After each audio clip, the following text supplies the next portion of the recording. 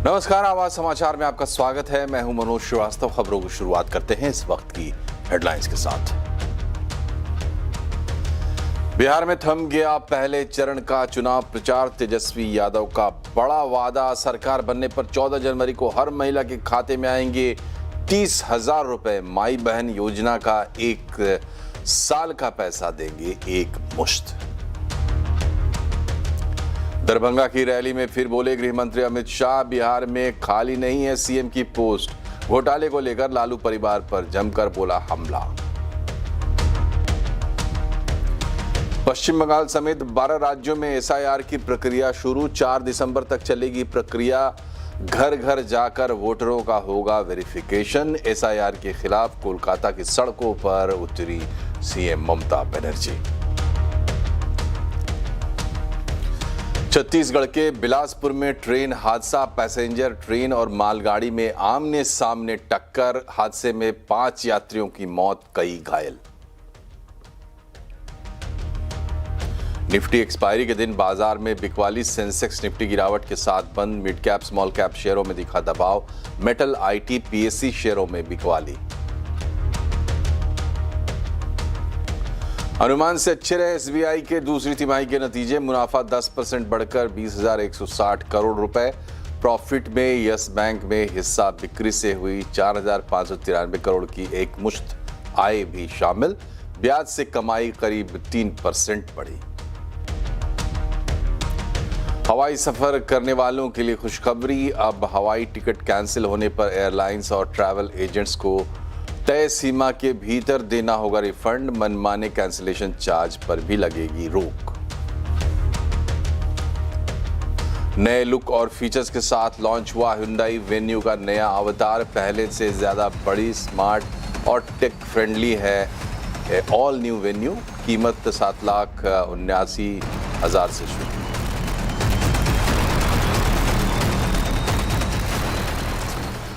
और आज सबसे पहले बात करते हैं बिहार चुनाव की।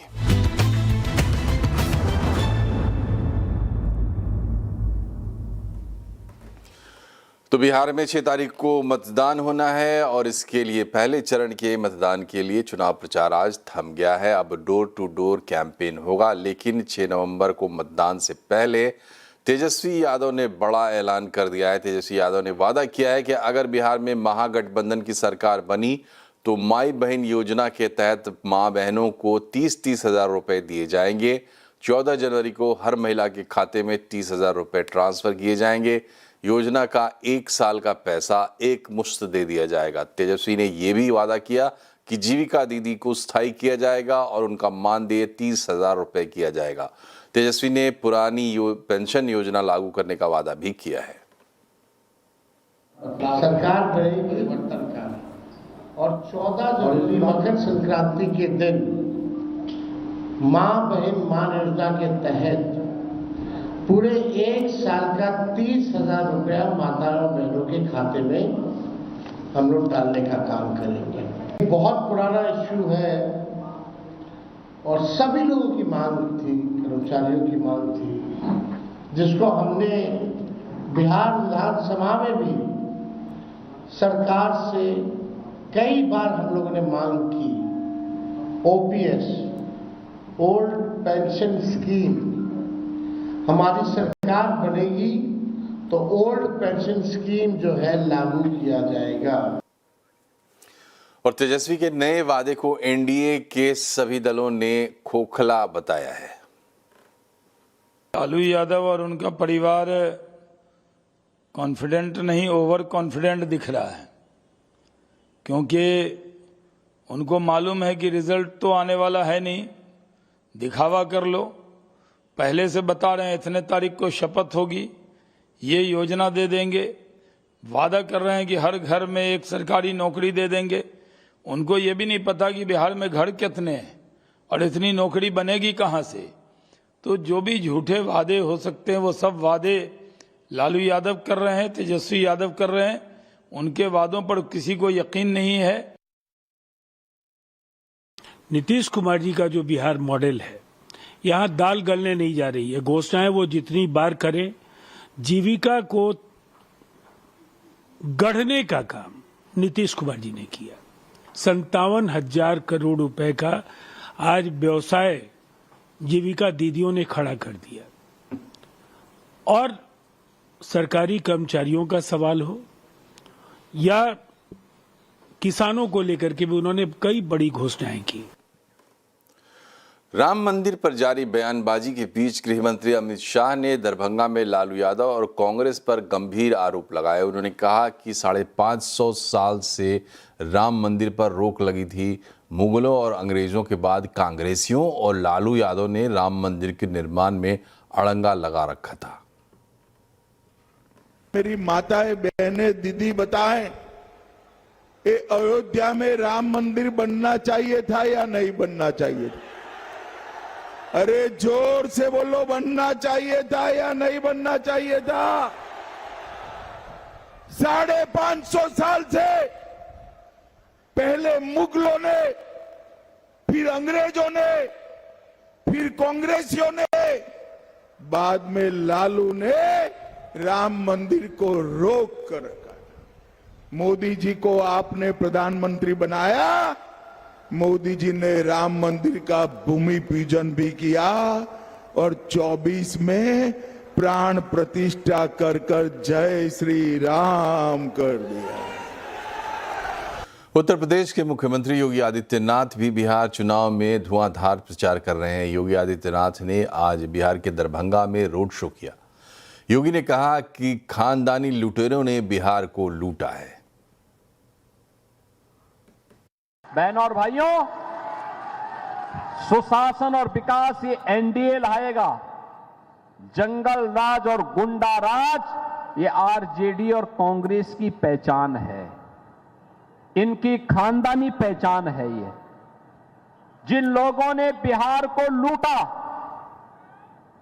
जो खानदानी लुटेरे हैं, आज वे खानदानी माफिया को शागिर्द बना करके फिर से बिहार में जंगल राज लाना चाहते हैं। कांग्रेस सांसद राहुल गांधी ने बिहार की रैली में नीतीश कुमार और पीएम मोदी पर हमला बोला। उन्होंने कहा कि नीतीश कुमार ने बिहार के लोगों को देश का मजदूर बनाकर रख दिया है। नीतीश जी ने यहां रोजगार मिटाकर आपको देश का मजदूर बना दिया है। मैं युवाओं से पूछना चाहता हूं, आप मजदूर बनना चाहते हो क्या? आप पूरी जिंदगी मजदूरी करना चाहते हो क्या? आप रोजगार चाहते हो ना? नरेंद्र मोदी जी आते हैं, कहते हैं भाइयों और बहनों,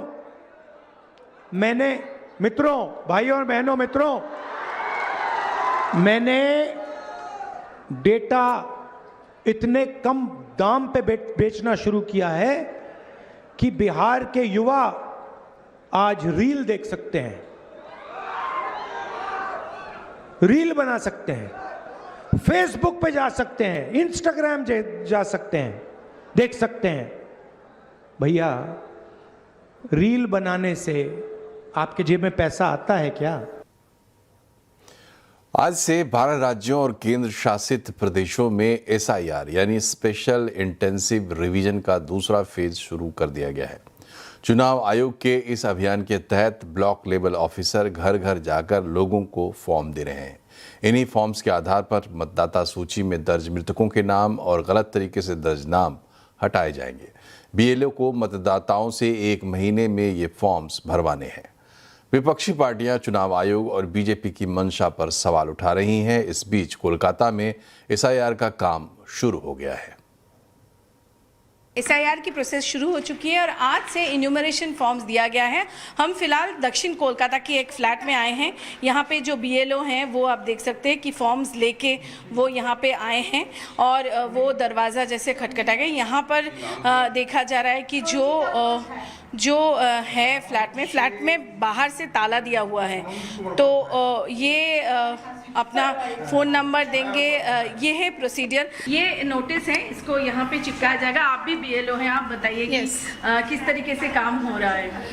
पहले तो हम घर घर जाएंगे, फिर उनको फॉर्म देना है। आज तो बस फॉर्म देने का ही काम है और बाद में अगर कोई अनअवेलेबल है तो हम नोटिस चिपकाएंगे। 3 टाइम्स हम आएंगे इसके बाद। कोई डर, कोई एप्रीहेंशन? बहुत सारे अभी तक तो ठीक है, सब है हमारे साथ, देखते हैं आगे आगे होता है क्या।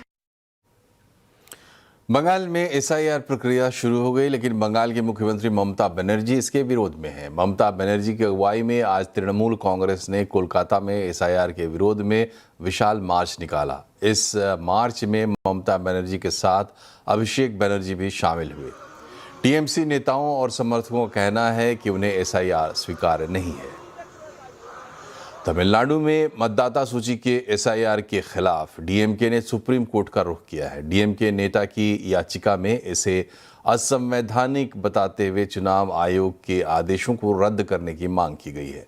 डीएमके की ओर से कहा गया है कि एसआईआर के जरिए असली मतदाताओं का बड़े पैमाने पर मताधिकार छिन सकता है। एसआईआर के लिए जो दस्तावेज मांगे गए हैं उनको लेकर भी डीएमके की ओर से आपत्ति जताई गई है। वहीं ममता बनर्जी ने कहा है कि अगर लोगों के नाम गलत तरीके से हटाए गए तो वो 1 लाख लोगों के साथ दिल्ली में भी प्रदर्शन करेगी। सीपीएम ने भी पारदर्शिता की मांग की है। वहीं बीजेपी के शुवेंदु अधिकारी और अमित मालवीय ने कहा है कि दस्तावेजों की सख्ती से जांच होनी चाहिए और घुसपैठियों के नाम हटाए जाने चाहिए। छत्तीसगढ़ के बिलासपुर में आज एक बड़ा ट्रेन हादसा हो गया है। जयराम नगर स्टेशन के पास लोकल और गुड्स ट्रेन में टक्कर हो गई। अभी तक रेलवे ने 5 यात्रियों की मौत की पुष्टि की है और 11 लोगों का इलाज अस्पताल में जारी है। रेस्क्यू टीम ने अब तक कई यात्रियों को बचा लिया है। फिलहाल पूरे रूट पर ट्रेनों का संचालन ठप है।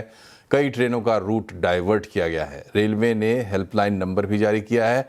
इसी के साथ रेलवे ने मृतकों के परिजनों को 10 लाख और घायलों को 5 लाख रुपए का मुआवजा देने का ऐलान किया है।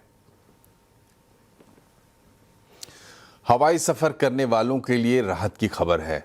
फ्लाइट टिकट कैंसिल करने पर यात्रियों को होने वाले इस भारी नुकसान और रिफंड में देरी की समस्या को देखते हुए डीजीसीए ने नए नियम लागू किए हैं।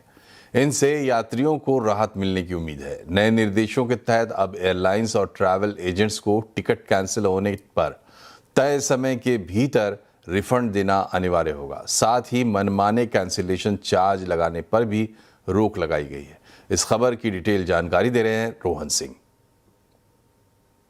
डीजीसीए ने फ्लाइट टिकट रिफंड और कैंसिलेशन से जुड़े नियमों में कुछ बदलाव किया है। जो पहला बदलाव है वो है कि अगर आप इस वक्त किसी ओटीए से या ट्रैवल एजेंट से टिकट खरीदते हैं तो आपको 30 दिनों के अंदर इसका रिफंड मिलना होता है। इस जो अवधि है उसको कम करके 21 दिन करने की बात की जा रही है। इसके अलावा जो दूसरा बदलाव किया है वो लुक इन ऑप्शन को लेकर है, यानी कि अगर आपने टिकट बुक किया, आपको उसमें कुछ बदलाव करना है, कैंसिल करना है या रीशेड्यूल करना है तो आप 24 घंटे तक बिना किसी अतिरिक्त शुल्क दिए कर सकते हैं। अब इस अवधि को बढ़ा के 48 घंटे की बात की जा रही है। साथ ही जो तमाम एयरलाइंस हैं उनको अपने टिकट में जब आप बुक करते हैं उसी समय कैंसिलेशन और रिफंड से जुड़े जितनी जानकारी है, आपको कितना रिफंड वापस मिलेगा, वो सारी जानकारी लिखनी पड़ेगी। साथ ही जो एयरलाइंस है उनसे ये भी कहा गया है कि अगर कोई मेडिकल इमरजेंसी की वजह से कोई अपना कैंसिलेशन करता है तो उसे क्रेडिट शेल या फिर जो फुल रिफंड का जो ऑप्शन है वो दिया जाए। और साथ ही ये भी कहा गया है कि जितनी जानकारी होती है टिकट से जुड़ी हुई, रिफंड से जुड़ी हुई, उसमें पूरी तरह से एक तरह से ट्रांसपेरेंसी बरती जाए।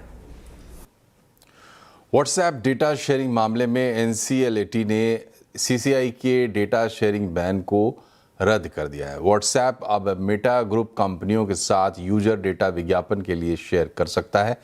दरअसल सीसीआई ने 5 साल के लिए व्हाट्सएप को मेटा से डेटा शेयर नहीं करने का निर्देश दिया था, जिसे अब एनसीएलटी ने रद्द कर दिया है। एनसीएलटी ने माना है कि डेटा शेयरिंग बैन से व्हाट्सएप के फ्री मॉडल पर असर पड़ता है।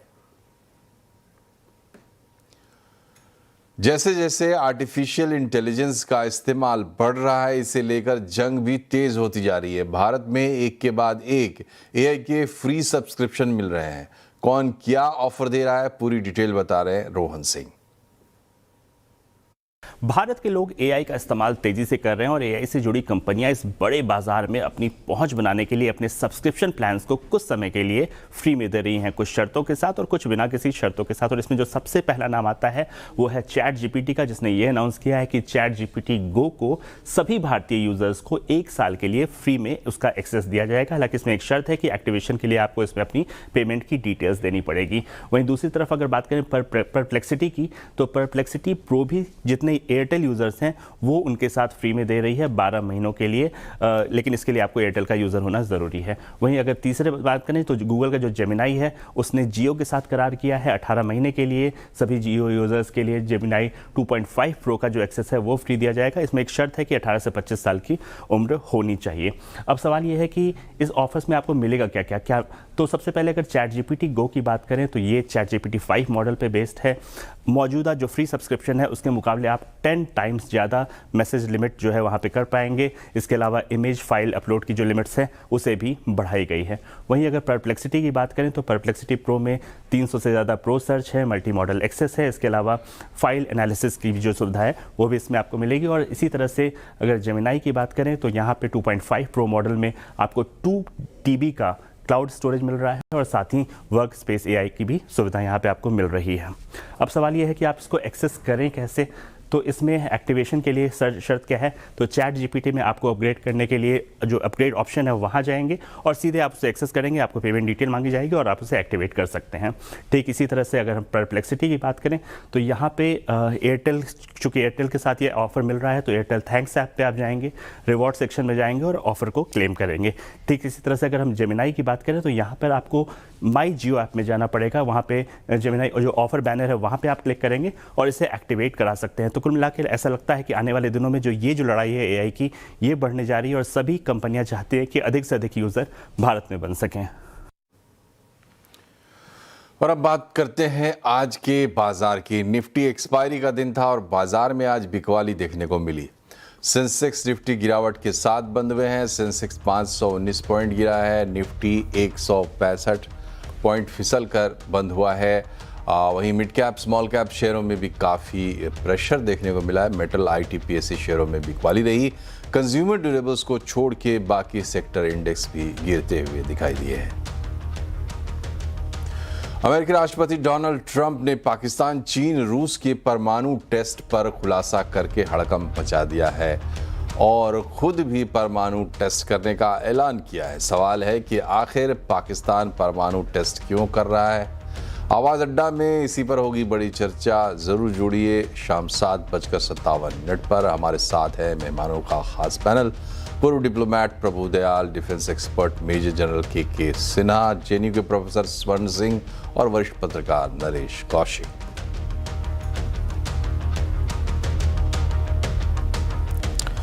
और यहाँ रुकते हैं एक छोटे से ब्रेक के लिए, लेकिन ब्रेक के बाद हाजिर होंगे कुछ और खबरों के साथ। बने रहिए हमारे साथ। ब्रेक के बाद एक बार फिर से आपका स्वागत है। स्वास्थ्य विभाग के आंकड़ों के मुताबिक दिल्ली के 69% घरों में इस वक्त कोई ना कोई बीमार है। डॉक्टर इसे हेल्थ इमरजेंसी बता रहे हैं और इसके पीछे वजह है प्रदूषण। ऐसे में किन बातों का ध्यान रखना जरूरी है, देखिए इस रिपोर्ट में।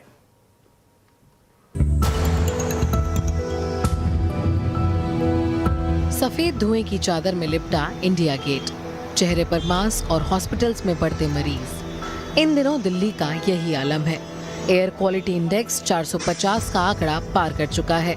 स्वास्थ्य विभाग के आंकड़ों के मुताबिक दिल्ली के 69% घरों में कम से कम एक व्यक्ति खांसी, जुकाम या बुखार से पीड़ित है। नॉन कम्युनिकेबल डिजीजेस पे ज्यादा फोकस कर रहे हैं। जैसे नॉर्मली हम पहले देखते हैं कि इन्फेक्शियस डिजीज पे थे, कि ट्यूबरक्लोसिस, निमोनिया। अब ये वक्त आ गया कि हमें नॉन कम्युनिकेबल डिजीज, जिसमें आज से 10 साल पहले बहुत फोकस रहा diabetes, blood pressure, heart attack पे, अब ये करंट एक डिजीज है, पोल्यूशन रिलेटेड डिजीज, जिसपे सबसे ज्यादा फोकस करने की जरूरत है। क्योंकि पोल्यूशन सिर्फ और सिर्फ लंग्स को नुकसान नहीं पहुंचाता।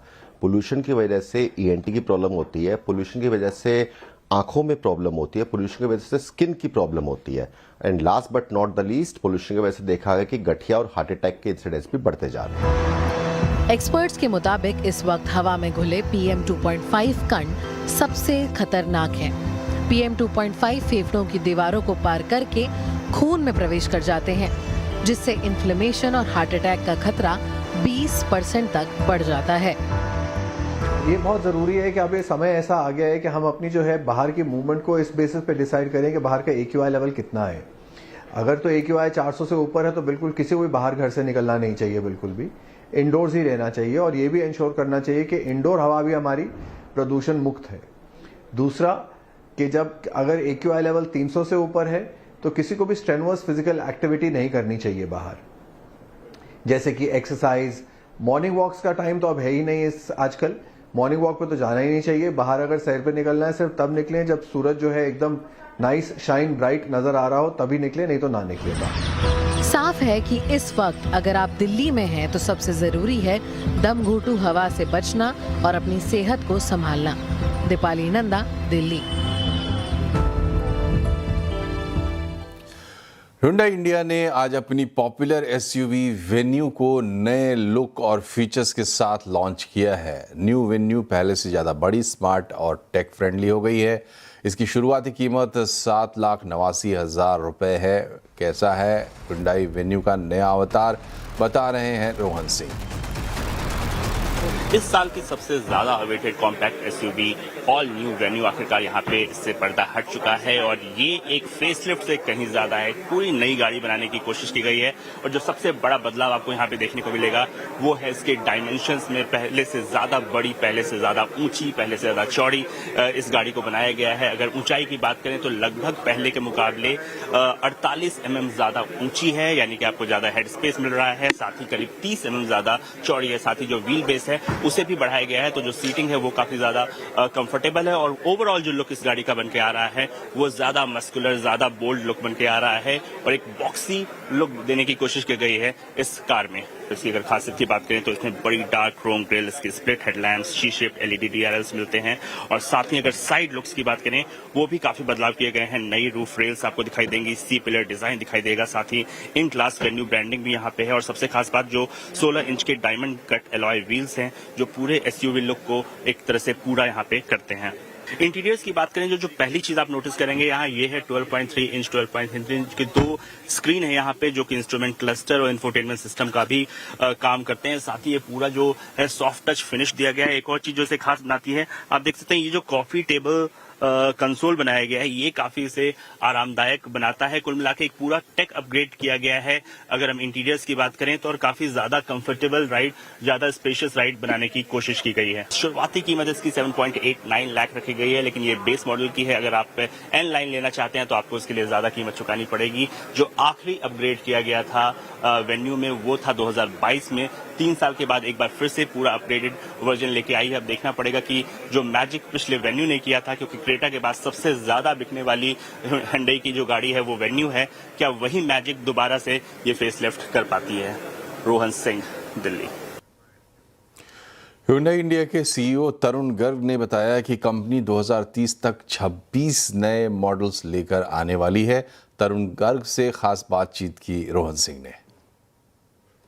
2030 तक 26 लॉन्चेस की प्लानिंग है, 26 नए मॉडल्स की प्लानिंग है, उसके बारे में थोड़ा बताएंगे। देखिए बिल्कुल वो शुरुआत आज हो गई है और हम बहुत प्रसन्न हैं। और ये जो 26 लॉन्चेस हैं उसमें name plates, new name plates, full model changes, उसमें फेसलिफ्ट, डेरिवेटिव्स, डिफरेंट तरह की power trains, electric 5 power train, hybrid की 8 और CNG की 6। तो हमने बहुत ही एक एग्रेसिव प्लान दिया है भारत के लिए। हम मानते हैं कि IPO के बाद हम पूरी तरह से भारतीय कंपनी बन गए हैं और हमारा जो उत्साह है वो और बढ़ रहा है, क्योंकि ना सिर्फ भारत में, एक्सपोर्ट भी हमारे गाड़ियों को बहुत पसंद कर रहा है। आप देखिए हमने ये भी अनाउंस किया है कि जो हमारा एक्सपोर्ट कंट्रीब्यूशन जो पिछले साल तक 21-22% पे रहता था उसको बढ़ा के हम 30% करने वाले हैं। Hyundai वेन्यू जो है ये और भी खास है नई वाली, क्योंकि ये पूरे विश्व में भारत ही एक ऐसा देश है जहां पे ये गाड़ी बनाई जाएगी। तो आई थिंक हमारे लिए एक्सपोर्ट अपॉर्चुनिटीज और ज्यादा खुल गई हैं। हिंदुजा ग्रुप के चेयरमैन और भारतीय मूल के ब्रिटिश अरबपति गोपी चंद हिंदुजा का 85 साल की उम्र में निधन हो गया है। लंदन के एक अस्पताल में उन्होंने अंतिम सांस ली। वो कई हफ्तों से बीमार चल रहे थे। बिजनेस सर्किल में उन्हें GP के नाम से जाना जाता था। गोपी चंद हिंदुजा ग्रुप के चेयरमैन थे। हिंदुजा ग्रुप कई तरह के व्यवसायों में फैला हुआ है। इसमें automobile, banking, chemicals, energy, media और रियल एस्टेट शामिल है। गोपीचंद हिंदुजा के अपने नेतृत्व से ग्रुप को नई ऊंचाइयों पर पहुंचाने में मदद मिली। उनके निधन से व्यापार जगत में एक बड़ी क्षति हुई है।